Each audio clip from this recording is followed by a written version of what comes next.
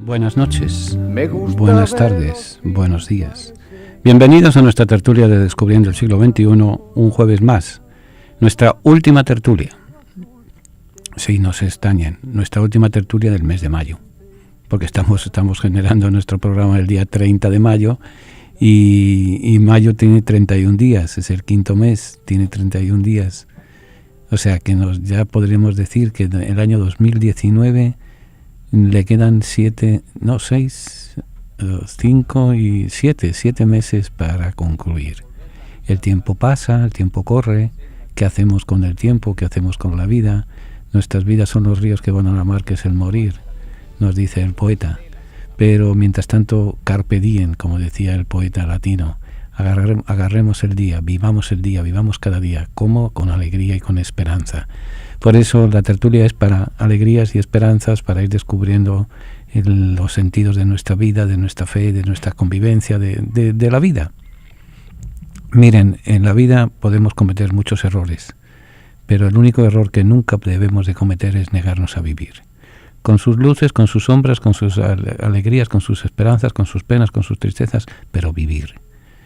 Que cuando nos presentemos ante Dios podamos haber dicho, hemos vivido. ¿Nos habremos equivocado? Claro, somos seres humanos, pero lo importante no es equivocarse, lo importante es vivir. Si nos equivocamos, bueno, hemos vivido. No se olviden de aquella parábola de los talentos.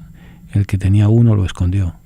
Al menos haberlo negociado, al menos negociamos la vida. Pero no empecemos con sermones, simplemente un saludo cordial a todos en esta noche, en esta tarde, en este día en que nos sintonizamos, nos ponemos a conversar, donde vamos a conversar, pues eso, del Papa peregrino que visita Rumanía, de los enigmas de la Biblia, y hoy quiero dedicarle fuertemente a los enigmas de la Biblia. Y dos temas que sé que a más de uno le van a intrigar. Mujeres en el grupo de Jesús y viaje de Jesús fuera de Israel, ya que el Papa Francisco, el que inauguró los viajes así en grande fue Juan Pablo II, aunque ya se le adelantó Juan XXIII.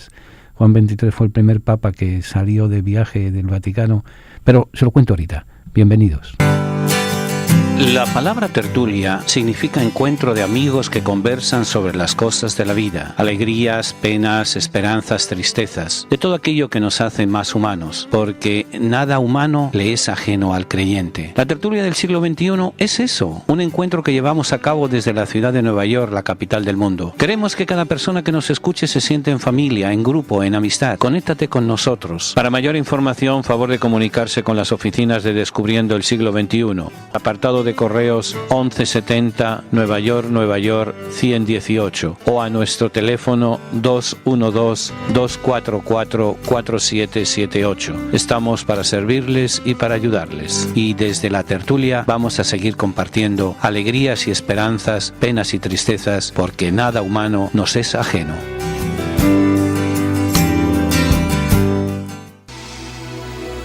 Siempre tenemos necesidad de contemplar el misterio de la misericordia. Es fuente de alegría, de serenidad y de paz. Es condición para nuestra salvación. Misericordia es la palabra que revela el misterio de la Santísima Trinidad. Misericordia es el acto último y supremo con el cual Dios viene a nuestro encuentro. Misericordia es la ley fundamental que habita en el corazón de cada persona cuando mira con ojos sinceros al hermano que encuentra en el camino de la vida. Misericordia es la vida que une a Dios y el hombre porque abre el corazón a la esperanza de ser amados para siempre, no obstante el límite de nuestro pecado. Con estas palabras el Papa Francisco convoca a toda la Iglesia con la misericordia del Padre. Viviremos y sentiremos en la Iglesia el amor del Padre, la fraternidad del Hijo, la santidad del Espíritu Santo. Únete a la familia de Descubriendo el siglo XXI para celebrar la gracia del Señor. Para mayor información, favor de comunicarse con las oficinas de Descubriendo el siglo XXI, al apartado de correos 1170 Nueva York 118 o a nuestro teléfono 212-244-4778. Estamos para servirles y para ayudarles.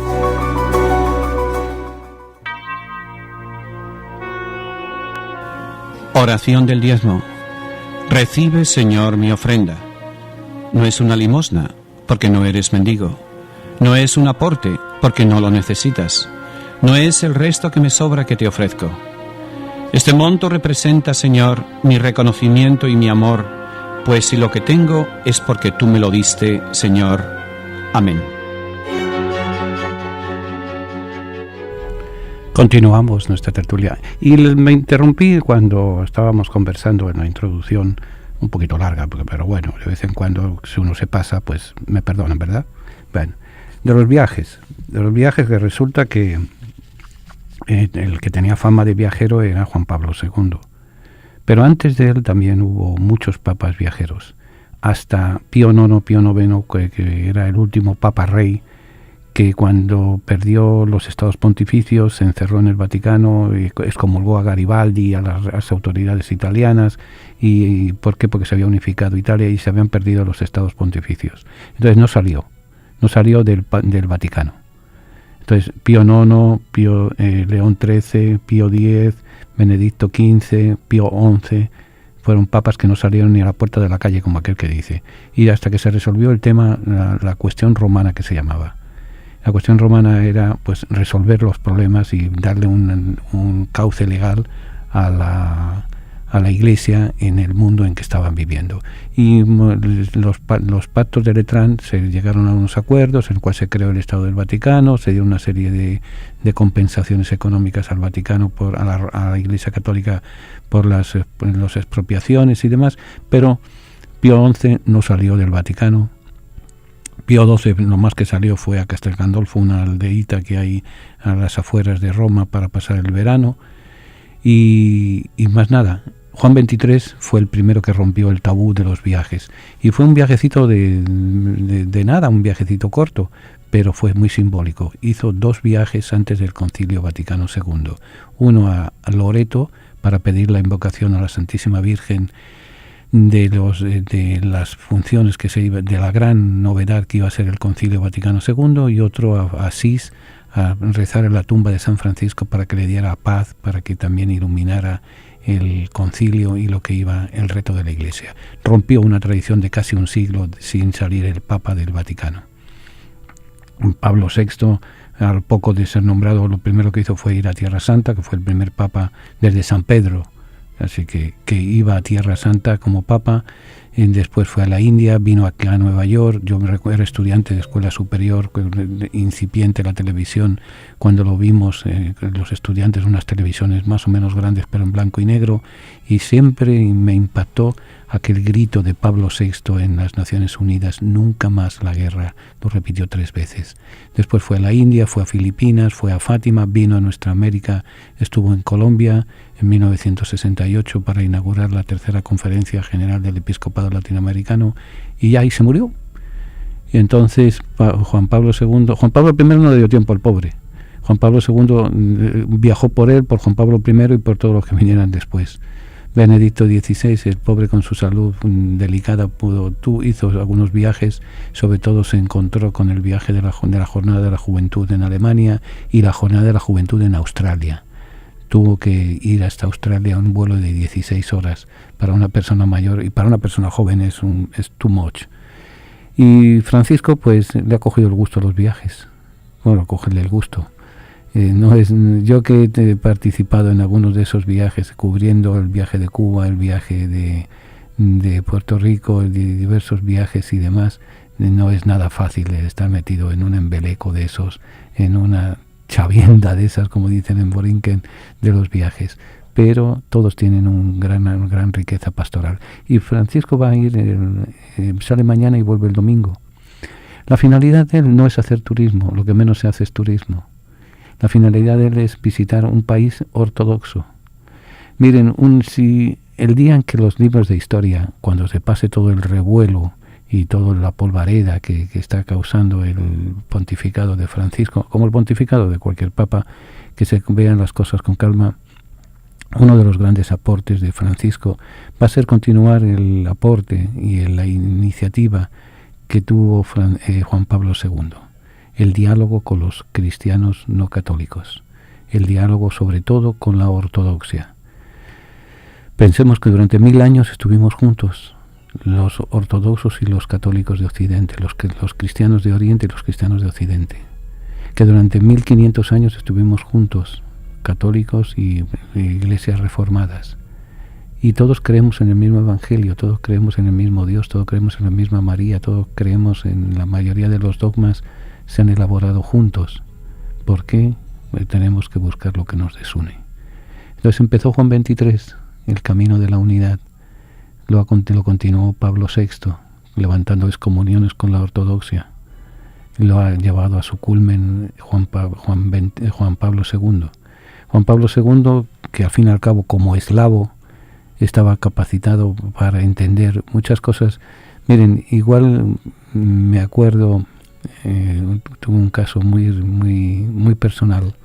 Cuando yo me quedé aquí en Nueva York, por una serie de circunstancias, el jefe de personal de la arquidiócesis me dijo que necesitaban sacerdotes hispanos para entender a los hispanos, porque no era simplemente el hablar el idioma, porque había sacerdotes norteamericanos que entendían perfectamente y hablaban mejor que yo el español. Era simplemente entender la mentalidad, la cultura, la idiosincrasia. Pues entonces así es lo que ocurre con el mundo eslavo. Solamente un eslavo entiende a un eslavo. Solamente un polaco puede entender a un búlgaro, puede entender a un rumano, puede entender a un checoslovaco, puede entender a un húngaro, porque son etnias, grupos culturales y históricos muy parecidos. Y por eso fue providencial que Juan Pablo II ocupara el trono de San Pedro, el puesto de Pedro, para empezar a marcar pistas para el diálogo ecuménico con la ortodoxia. Juan Pablo II lo continuó, Benedicto lo continuó, Francisco está continuándolo, ese diálogo. Y es en el fondo la idea, ir a dialogar con las iglesias no católicas, buscando el vínculo de la unidad, buscando lo que Juan XXIII decía, más lo que nos une que lo que nos separa. El viaje a un país, el séptimo, Rumanía, no es un país rico, es el séptimo país más poblado de la Unión Europea, y sin duda es uno de los países más religiosos de Europa, de tradición mayoritariamente ortodoxa. Y él lo que va es a dialogar con la ortodoxia, y va a aprovechar y beatificar un grupo de 7 obispos que fueron asesinados por las tropas comunistas, por el régimen comunista de Rumanía en los años 50. Pero sobre todo la idea de él es no el imponer, sino el dialogar, de hermano a hermano. Y esa es la idea. Y Rumanía es un país pobre, pero es un país que tiene una de las grandes riquezas más grandes de Europa. ¿Saben cuál es? Gente. Europa se está muriendo, están viviendo el invierno generacional demográfico. Cada día hay menos personas, menos niños que nacen. Es más el número de muertos que el número de nacidos.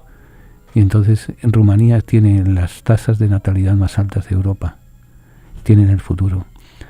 El futuro, para que un grupo étnico se continúe, se necesitan 2 nacimientos por cada 100.000 habitantes. 2 nacimientos y medio.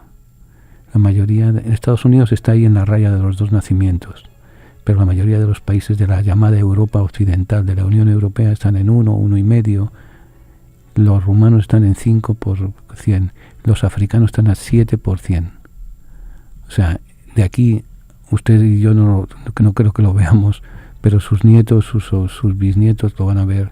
Van a desaparecer los franceses, van a desaparecer los ingleses, van a desaparecer los españoles, van a desaparecer los italianos, acabando. ¿Por qué? Porque no se han sabido regenerar.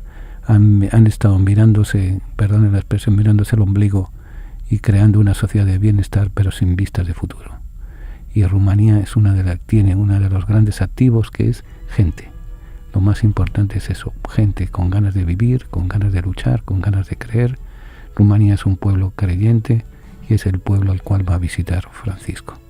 Por eso acompañémosle, estemos pendientes. Seguramente en los grandes periódicos americanos pondrán una notita si hay algún escándalo o alguna cosa, pero en la esencia fundamental del viaje es el diálogo con la ortodoxia, el diálogo con los creyentes, el diálogo con las autoridades de un país rico, de un país latino, porque Rumanía era la Dacia. Esa fue conquistada por los romanos. ¿Saben quién era de Rumanía? Santa Elena, la madre de Constantino, la que le forzó, como aquel que dice, a legalizar el cristianismo. Por lo tanto, Santa Elena, la gran patrona de la Tierra Santa, la gran fundadora de iglesias y de monasterios y demás, era rumana. También es rumano Drácula, pero también es rumano un montón de personas que hablan el rumano, que es muy parecido. El rumano es lengua hermana, lengua hija del latín, como el castellano, como el italiano, como el francés, como el portugués, como el gallego, como el catalán. Tenemos como raíz, nuestra lengua es el latín. Los rumanos son un pueblo latino que busca con ilusión el futuro lleno de esperanza, y ese futuro es el que va a saludar y va a visitar el Papa Francisco. Pidamos por él.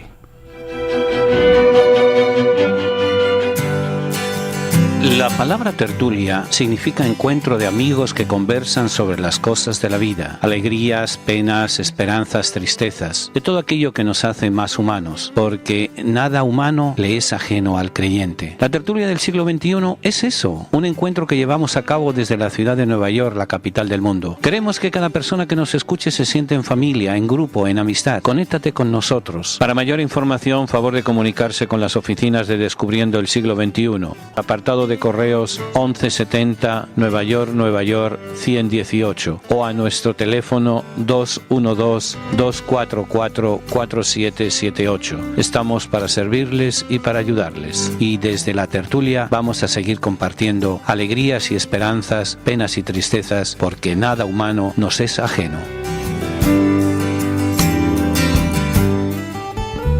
Tiene ya su Biblia, la colección de libros que han marcado la historia de la humanidad en los últimos 25 siglos. Si aún no posee una Biblia, nosotros podemos ofrecérsela a un precio módico, tanto en inglés como en español, o incluso bilingüe. Para precios y ediciones, favor de llamar a Descubriendo el Siglo XXI, 212-244-4778, 212-244-4778, o visite nuestra página de internet www.descubriendoelsiglo21.com, sección de tienda. Vengan porque tuve hambre y me dieron de comer, tuve sed y me dieron de beber, estuve en la cárcel y me visitaron, enfermo y me fueron a ver, extranjero y me acogieron. Hoy en día damos de comer, beber, acogemos y visitamos cuando nos acercamos a nuestros hermanos presos, enfermos o emigrantes. A través de la radio lo hacemos posible. Ayúdanos a ayudar. Envíenos su donativo a Descubriendo el Siglo XXI, P.O. Box 1170, New York, 118. Repito, Descubriendo el Siglo XXI, P.O. Box 1170, New York, 118.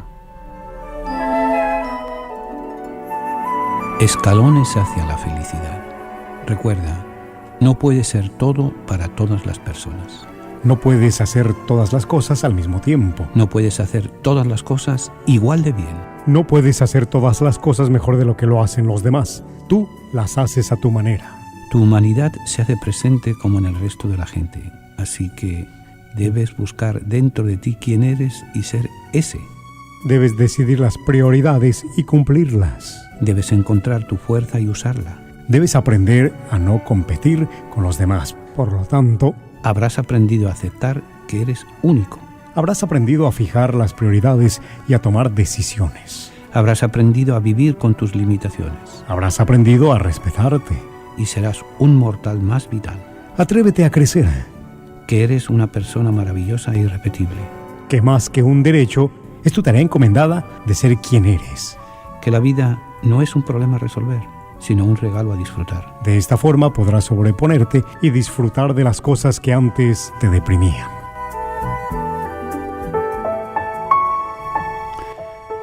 Continuamos nuestra tertulia y antes que se me olvide, antes que se me chisporrotee, les recuerdo que pasado mañana, el sábado, el 1 de junio, tenemos un taller en la parroquia San Columba, un taller dedicado a las monedas en el Nuevo Testamento, las monedas en la Biblia en general, pero sobre todo en el Nuevo Testamento, que es un talento, que es una dracma, que es un denario, que es un cuadrante, etcétera.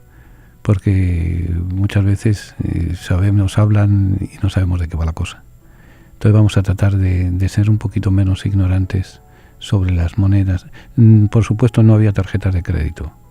para aquella época, pero sí había sus créditos a cuentas, sus cosechas a cuentas, sus formas de negociar y de llevar y el trueque se llevaba leche, se recogía por intercambio de dátiles o de aceitunas o un montón de cosas. Es interesante el mundo de las finanzas y el mundo del comercio que se vivía en el mundo del Antiguo y del Nuevo Testamento. Muchos de los judíos que salen de Israel no salen por motivos religiosos, salen por muchas cosas, veces pues por la misma razón que salen muchos de ustedes, para buscar un progreso económico. Y muchos de ellos pues vendían y compraban y llevaban y traían, pues todo eso vamos a conversarlo el sábado. Y luego recuerden que, dado que el 1 de junio es sábado, hay que esperar hasta el viernes de la semana siguiente para tener nuestra misa del Divino Niño. Nuestra misa de sanación. La del Divino Niño es el tercer domingo, que es este mes, y es el Día de los Padres. Pero el viernes de la semana que viene es la misa de sanación, cuya intención fundamental es pedir por nuestros hermanos presos y sus familiares.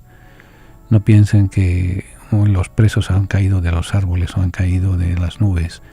Vienen de una familia más o menos funcional, como son todas las familias.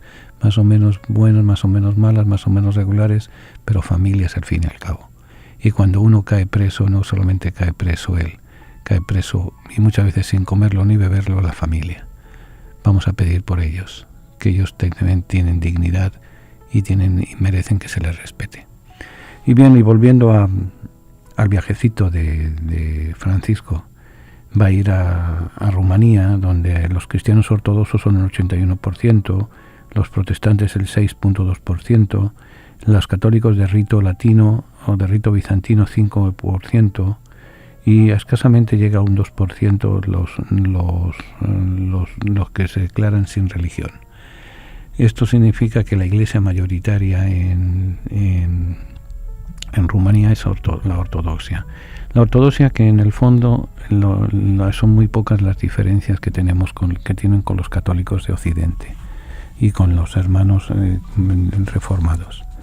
Una de ellas es la procedencia del Espíritu Santo, otra de ellas ellos permiten la comunión con pan normal, no con pan ácimo, o sea, pan sin levadura.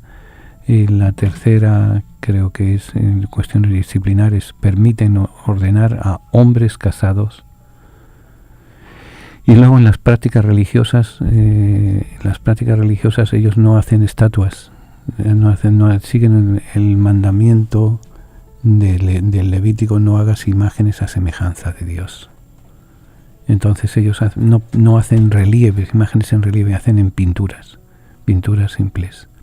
Y entonces viven en la liturgia, viven el misterio de la contemplación del misterio, para la redundancia. Entonces el sacerdote está apartado del pueblo por una pared por medio que recuerda el velo que separaba el altar del Santo de los Santos del resto del pueblo. Entonces el altar está detrás de una pared que se llama el iconostasio, allí donde se colocan los iconos, el primero y fundamental de Cristo resucitado, el segundo el de María y el tercero el del santo que se conmemore ese día. Entonces la música es a palo seco, o sea, no se canta, toda la celebración litúrgica es cantada. Y una celebración de la Eucaristía, de la misa normal y corriente, pueden durar 2 horas, todo cantado, a palo seco. Y entonces cuando se entra a la iglesia, se echa la coleta en la entrada de la iglesia, para cooperar y compartir con Dios lo que Dios da a nosotros. O sea, como ven, es todo un mundo en el cual se mezcla el mundo oriental, el mundo centroeuropeo, el mundo eslavo, que tiene ese submundo religioso, que es lo que da la riqueza al cristianismo, lo que da la riqueza a estos pueblos y demás. Un pueblo que ha sufrido mucho, sufrió el comunismo durante casi 50 años, y fue en un momento dado uno de los países más avanzados dentro del mundo comunista, pero todos sabemos cómo terminó el comunismo y cómo están sufriendo todavía muchos pueblos hermanos en torno a esta ideología y a esta forma de ser y de vivir y de estar en el mundo. A ese no es Pablo, Juan, se me mezclan con los nombres de tanto viajero. Francisco no va en plan de turismo, va en plan de unir, un plan de diálogo, un plan de respeto, un plan de canonizar, de beatificar a una serie de obispos que fueron testigos de la fe y que perdieron su vida simplemente por ser obispos, por ser religiosos. En la filosofía comunista y atea del comunismo impedía esa creencia en Dios y ellos pagaron con su vida esa creencia en Dios. Entonces va a canonizar, a beatificar, va a establecer el diálogo, va a saludar y hacer parte del pueblo, ser parte del pueblo rumano, y va a ir marcando las pautas para que Europa vuelva a ser el continente de la esperanza, el continente de la fe, el continente misionero como fue en los primeros 1000 años del cristianismo. La palabra tertulia significa encuentro de amigos que conversan sobre las cosas de la vida, alegrías, penas, esperanzas, tristezas, de todo aquello que nos hace más humanos, porque nada humano le es ajeno al creyente. La tertulia del siglo XXI es eso, un encuentro que llevamos a cabo desde la ciudad de Nueva York, la capital del mundo. Queremos que cada persona que nos escuche se sienta en familia, en grupo, en amistad. Conéctate con nosotros. Para mayor información, favor de comunicarse con las oficinas de Descubriendo el Siglo XXI. Apartado de correos 1170 Nueva York 10018 o a nuestro teléfono 212-244-4778. Estamos para servirles y para ayudarles. Y desde la tertulia vamos a seguir compartiendo alegrías y esperanzas, penas y tristezas, porque nada humano nos es ajeno.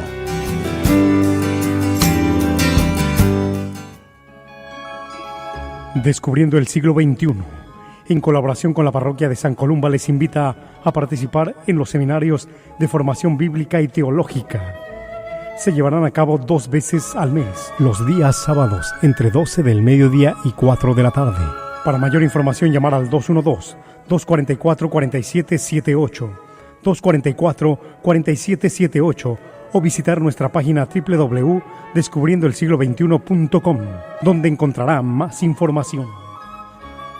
Vengan porque tuve hambre y me dieron de comer, tuve sed y me dieron de beber, estuve en la cárcel y me visitaron, enfermo y me fueron a ver, extranjero y me acogieron. Hoy en día damos de comer, beber, acogemos y visitamos cuando nos acercamos a nuestros hermanos presos, enfermos o emigrantes. A través de la radio lo hacemos posible. Ayúdanos a ayudar. Envíenos su donativo a Descubriendo el Siglo XXI, P.O. Box 1170, New York, 118. Repito, Descubriendo el Siglo XXI, P.O. Box 1170, New York, 118. Continuamos nuestra tertulia y no se olviden lo que les dije ahorita. Pasado mañana tenemos un seminario sobre las monedas en el comercio en el Antiguo y en el Nuevo Testamento, y el viernes de la semana que viene misa de sanación en la iglesia de San Columba en la calle 25 entre 8ª y 9ª avenidas. Les esperamos tanto el sábado como el viernes. ¿Y cuántos viajes hizo Juan XXIII? Fueron 2 por lo menos. ¿Cuántos viajes hizo Pablo VI? Fueron 12 o 14 los que hizo. Fue a la India, fue a Colombia, vino a Nueva York, y fue a Fátima, fue a Filipinas, fue a Jerusalén. No me acuerdo de algún otro más. Ahora, ¿cuántos hizo Jesús? 5. Sí. También él empezó, y de eso vamos a conversar. ¿Saben cuál fue el primer viaje que hizo Jesús? De Belén, de las puertas de Jerusalén, porque Belén está a 8 kilómetros a 6 millas del centro de la ciudad. Hoy en día es un barrio. Hoy en día hay una barrera, una serie de cosas, porque los palestinos es parte de la autoridad palestina, pero es lo mismo, es prácticamente igual. Pero entonces, cuando se acuerdan de cuando Herodes se entera de que anda por allí el rey de los judíos, que unos magos de Oriente, etcétera, y entonces cuando Herodes se entera, se da cuenta de que le han engañado, carga contra todos los inocentes y manda una matanza, manda una masacre de inocentes. Y mientras tanto, un ángel le avisa a José, y José coge a María, coge al niño y se van a la Juyilanga, como dicen en Borinquen, se desaparecen. ¿Y pues dónde fueron? A Egipto. Era el país grande, el país poderoso que había cerca, el país donde eso siempre había estado en el subconsciente colectivo del pueblo de Dios, el sitio donde fueron cuando tenían necesidad los hijos de Jacob, las tribus después formaron las tribus. Cuando Egipto fue un poco la salvación económica de los judíos, desde Jacob. Entonces con Jesús ocurre lo mismo. Jesús el pobre era una criaturita de 2 años. Entonces José sale corriendo con él, hay una tradición que para en el monasterio de San Jerósimos, en donde según la leyenda, según la tradición, María fue al darle a luz, al darle de mamar al niño, se le cayeron varias gotas de leche, y hay un cuadro dándole de mamar al niño Jesús en el San Jerósimos. Por ahí siguió la ruta más corta, si cabe, para ir a Egipto, pero la ruta más inhóspita. Había que bajar hasta el Mar Muerto y ahí seguir por la orilla del Mar Muerto hasta llegar a Eilat, de Eilat cruzar a Egipto, de Egipto subir a El Cairo, o sea, unos 2, por lo menos un par de meses de viaje. Y entonces llegar a Egipto como han llegado muchos de nosotros, como refugiados políticos. Y entonces, sin saber el idioma, sin tener trabajo, sin tener casa, ¿o qué piensan? ¿Que porque era la Sagrada Familia iban a tener ya pasaporte de primera, iban en business hasta allá? Tuvieron que pasarla como cualquier hijo de vecino que emigra. Y llegaron a Egipto y no sabían el idioma. Y tener que aprender el idioma y José tener que buscar un trabajo para mantener a su familia. Y María, pues eso, buscar cómo cuidar al bebé. Ya no era tan bebé, eran 2 años los que tenía. Entonces, de ahí el adaptarse, el buscar un sitio donde acomodarse, donde vivir, una casita, un apartamentito, una cuevita. Y entonces levantar el negocio de familia. Lo más probable que José, pues en un primer momento se pusiera a trabajar pues de carpintero a asalariado de algún obrero o de algún maestro de obras, y eso sin saber el idioma y sin tener las destrezas, que probablemente el tipo de construcción eran distintas. Todo eso lo pasó. Eso fue el primer viajecito que hizo Jesús, el primer viaje, que probablemente no le fue nada bien, pero tuvo que hacerlo. Cuando ya las cosas estaban calmadas, ya más o menos veían un futuro, se enteran de que los que lo perseguían han muerto, y el ángel le manda a volver. Y cuando estaban ya tan a gusto, tan acomodaditos, piensen una cosa, todos aquellos que me están escuchando, que han tenido que dejar su país como refugiados. Los únicos, un gran nicaragüense decía Rubén Darío, los únicos que mueren en el mismo sitio que nacen son los árboles. Todos los demás nacemos en un sitio y morimos en otro. Pero muchos de los que me escuchan, que son emigrantes, que son refugiados políticos, que son refugiados de la guerrilla, que son huyendo para buscar un mundo mejor para su familia y para sus hijos y demás. Cuando les pongo el ejemplo de aquí de Estados Unidos, cuando vinieron acá, si venían con papeles, bendito sea Dios. Si no venían con papeles, cuánto miedo no pasaron. Pues a Jesús y María y José les pasó eso. Cuando llegaron acá, cuando llegaron a buscar trabajo, probablemente conozco abogados, conozco médicos, conozco profesionales graduados en nuestros países, que sin duda ninguna saben más y están mejor preparados que muchos graduados en universidades americanas, pero no saben el idioma, no tienen el dinero para prepararse para los exámenes y tienen que estar de choferes, tienen que estar de maestros, que todos los trabajos son dignos, yo no quito lo uno de lo otro, pero no para lo que ellos con ilusión se prepararon y demás. Luego no todo el mundo aprende el idioma como quien se pone un switch en la cabeza y hoy hablo inglés y mañana hablo alemán y mañana pasado hablo chino. No.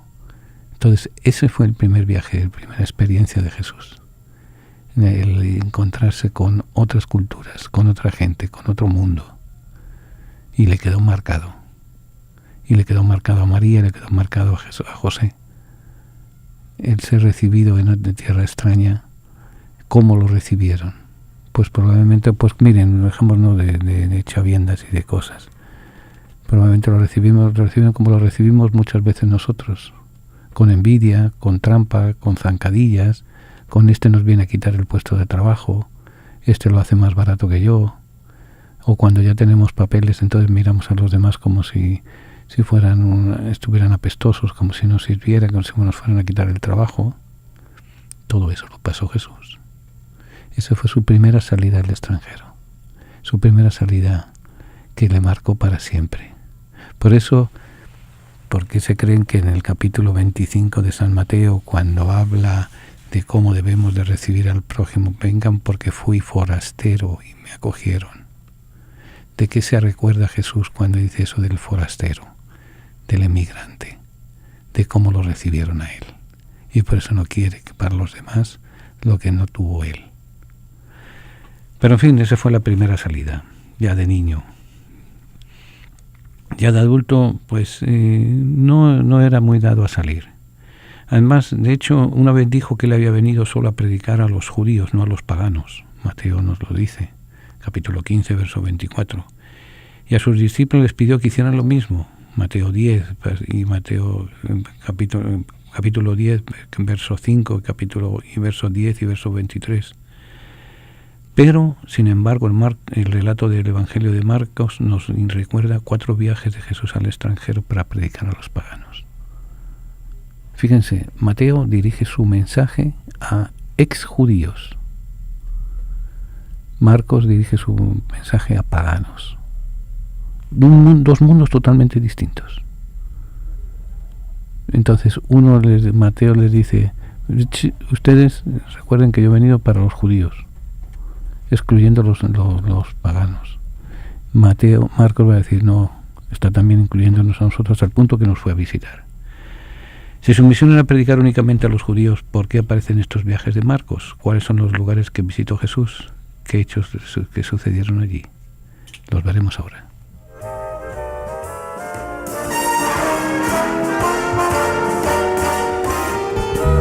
Tiene ya su Biblia, la colección de libros que han marcado la historia de la humanidad en los últimos 25 siglos.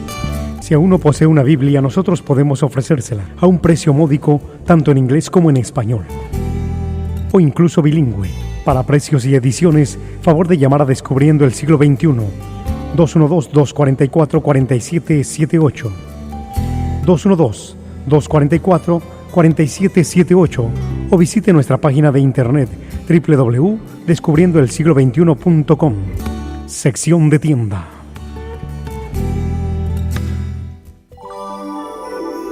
Padre nuestro que estás en las flores, en el canto de los pájaros, en el corazón latiendo, que estás en el amor, la compasión, la paciencia y en el gesto del perdón.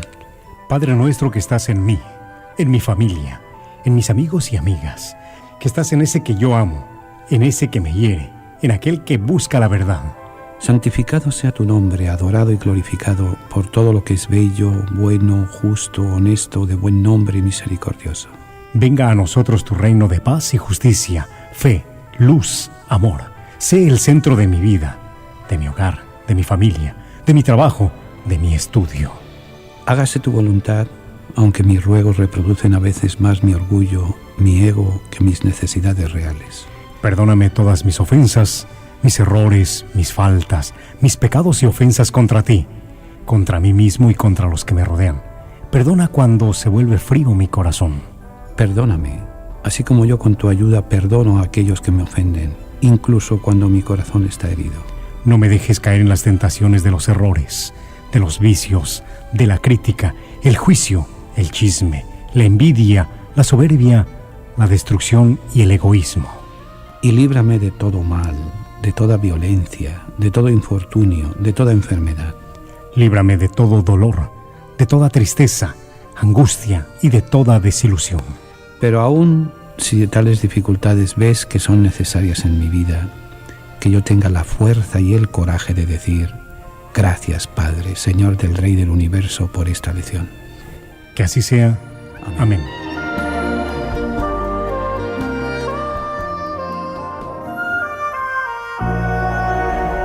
Continuamos nuestra tertulia y cuando hablamos de los viajes de Jesús y de su relación con los extranjeros de su época, entre comillas, vienen sus dudas.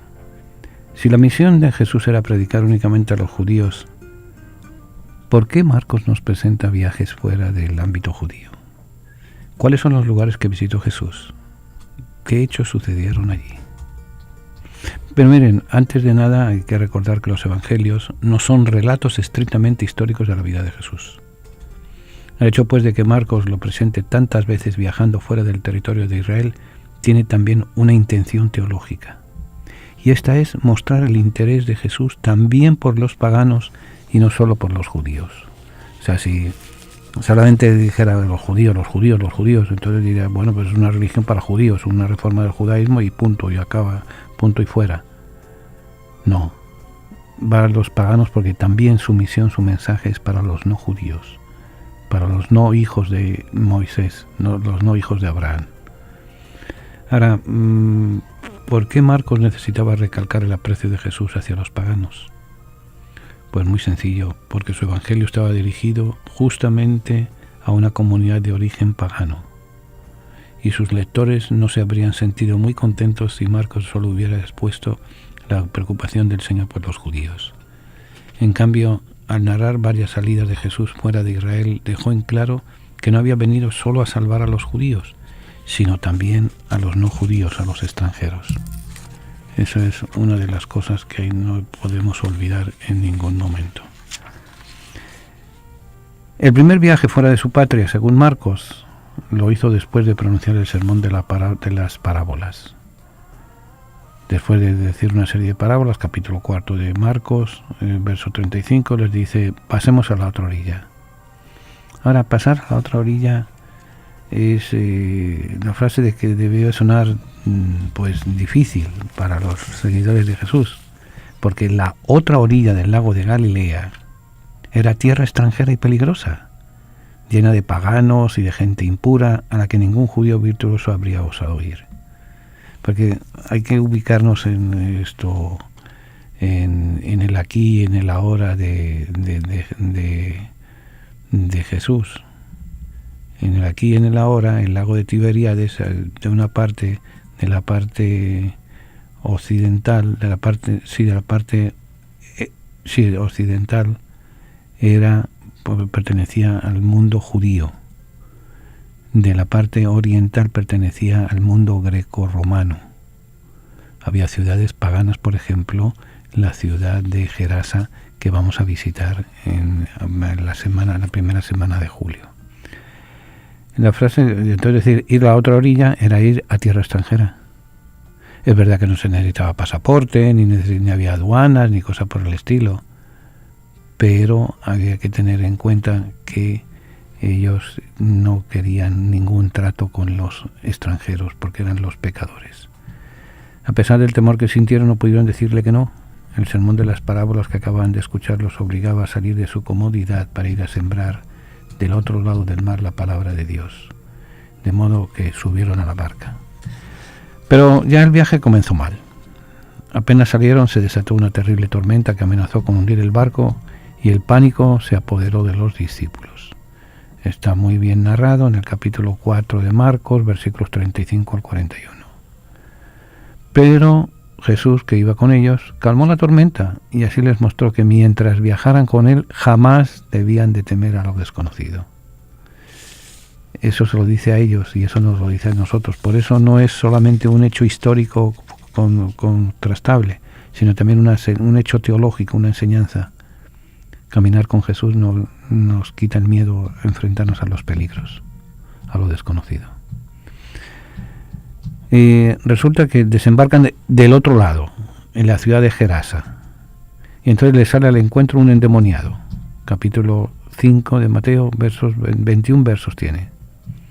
Este individuo, por la narración que nos da Marcos, era un tipo violento, que vivía entre los sepulcros, con una fuerza extraordinaria, capaz de romper las cadenas con que lo ataban y que se automutilaba con piedras.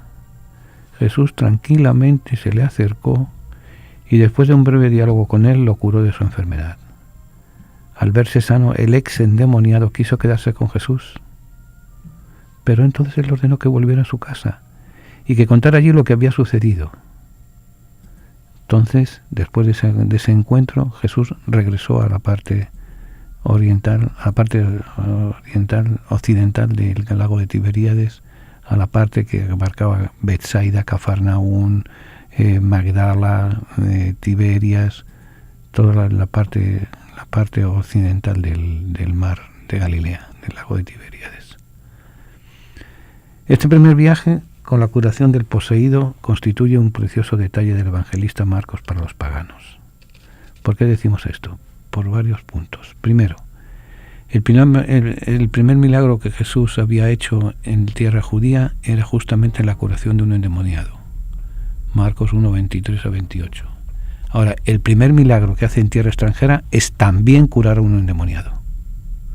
Segundo, el endemoniado judío, al ver a Jesús, lo reconoce, entra en crisis y dialoga brevemente con él. También el endemoniado pagano, al ver a Jesús, lo reconoce, entra en crisis y dialoga brevemente con él. O sea, es un prototipo ya. Lo mismo le da a Jesús que sea nacido de un lado que nacido del otro. Él sigue la misma dinámica, el diálogo, la curación, el cambio de vida. Después de curar al endemoniado judío, la fama de Jesús se extendió por toda la región. Después de curar al endemoniado pagano, también la fama de Jesús se extendió por toda la región. O sea, no había radio, no había televisión, no había periódicos, pero había Radio Bemba, Radio Bochinche, Radio Lengua.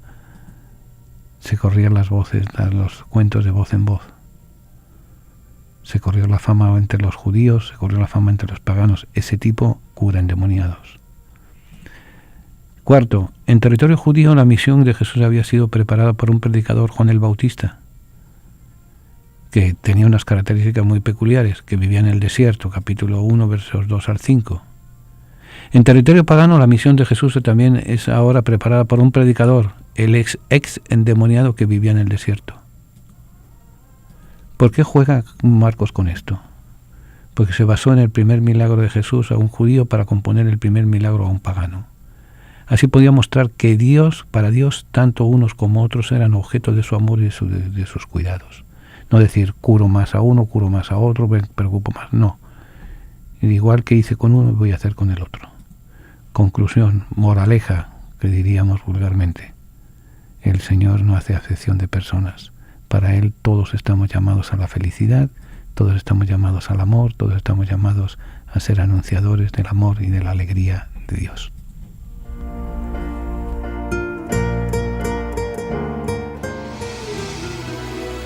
Siempre tenemos necesidad de contemplar el misterio de la misericordia. Es fuente de alegría, de serenidad y de paz. Es condición para nuestra salvación. Misericordia es la palabra que revela el misterio de la Santísima Trinidad. Misericordia es el acto último y supremo con el cual Dios viene a nuestro encuentro. Misericordia es la ley fundamental que habita en el corazón de cada persona cuando mira con ojos sinceros al hermano que encuentra en el camino de la vida. Misericordia es la vida que une a Dios y el hombre porque abre el corazón a la esperanza de ser amados para siempre, no obstante el límite de nuestro pecado. Con estas palabras el Papa Francisco convoca a toda la Iglesia con la misericordia del Padre. Viviremos y sentiremos en la Iglesia el amor del Padre, la fraternidad del Hijo, la santidad del Espíritu Santo. Únete a la familia de Descubriendo el siglo XXI para celebrar la gracia del Señor. Para mayor información, favor de comunicarse con las oficinas de Descubriendo el siglo XXI. Al apartado de correos 1170 Nueva York, 118, o a nuestro teléfono 212-244-4778. Estamos para servirles y para ayudarles. Tiene ya su Biblia, la colección de libros que han marcado la historia de la humanidad en los últimos 25 siglos.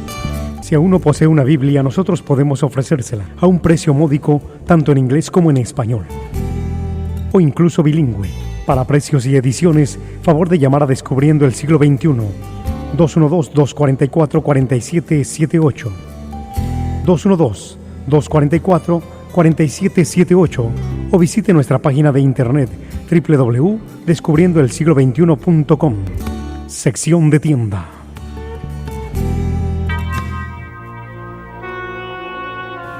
Oración del diezmo. Recibe, Señor, mi ofrenda. No es una limosna, porque no eres mendigo. No es un aporte, porque no lo necesitas. No es el resto que me sobra que te ofrezco. Este monto representa, Señor, mi reconocimiento y mi amor, pues si lo que tengo es porque tú me lo diste, Señor. Amén.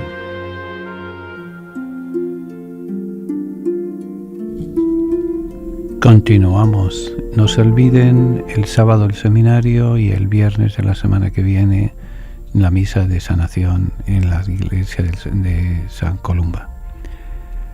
El segundo viaje de Jesús al exterior lo realizó después de multiplicar los panes. Marcos 6, 45 al 53. Jesús ordenó a sus discípulos embarcarse a la otra orilla, a la ciudad de Betsaida, mientras él se quedaba en la costa rezando.